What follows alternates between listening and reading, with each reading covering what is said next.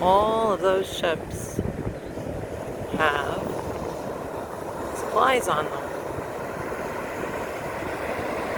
So bullshit. We have a supply chain issue. Because as you can see, all these ships are carrying tons of stuff.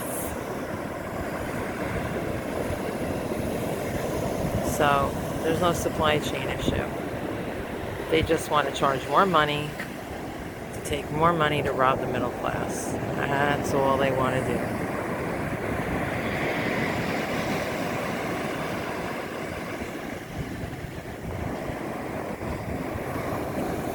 A whole fleet of them.